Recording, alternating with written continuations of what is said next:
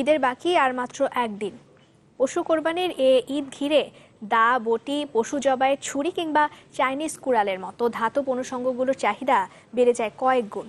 আর এসবের দোকানেই এখন ক্রেতার ভিড়, সেই সাথে ব্যস্ত কামারদেরও।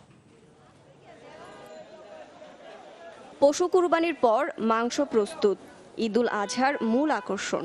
আর এ কাজে দরকার ছুরি চাকু। তাই প্রতি বছর কুরবানি ঈদ এলেই বাড়ে অনিবার্য এসব সরঞ্জামের চাহিদা। রাজধানীর কামারপল্লীতে চলছে তারই আয়োজন। গনগনে আগুনে লোহা পুড়িয়ে পাথরে ঘষে আকার দেওয়া হচ্ছে নানা ধরনের ছুরি চাকুর। রাত পোহালেই ঈদ, তাই দম ফেলার সময় নেই কামারদের।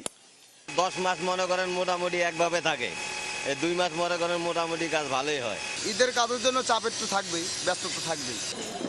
পশু জবাই থেকে শুরু করে চামড়া ছাড়ানো, মাংস কাটা, মিলছে সব ধরনের ছুরি।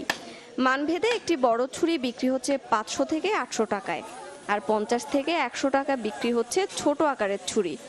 চাইনিজ কুড়াল প্রতিটি 800 থেকে 1200 টাকা, আর দাবটি বিক্রি হচ্ছে 600 টাকা কেজি দরে। সুযোগ থাকছে পুরনো জিনিস শান দেয়ারও, তাতে প্রতিটির জন্য খরচ পড়বে 40 থেকে 50 টাকা। বিক্রি ভালো, তাই খুশি বিক্রেতারা। আমরা যে আইটেমগুলি রাখছি আশা করি যে এখন ভালোই বেচাকেনা হচ্ছে। সারা বছর তো এটা বিক্রি হয় না, আমরা কুরবানির সময় বেশি এই মোটামুটি এটা আর কি কোনো রকম বেচা বিক্রি হয় টুকটাক। সময় যতই ঘনিয়ে আসছে কুরবানির পশু কাটার এসব উপকরণের দোকানে ততই বাড়ছে ক্রেতাদের ভিড়। তবে দাম নিয়ে বরাবরের মতোই অসন্তোষ ক্রেতাদের। আগের থেকে পরে 200 টাকা করে কেজিতে বেশি। আগে যে কিনতাম মনে করেন 400 450, এখন তো 600 800 টাকা ওরা দাম ঢাকায় আর কি। গত বছর এইটারই এরকমই একটা দাম ছিল 250-300 টাকা, এখন সে 750 টাকা যাচ্ছে।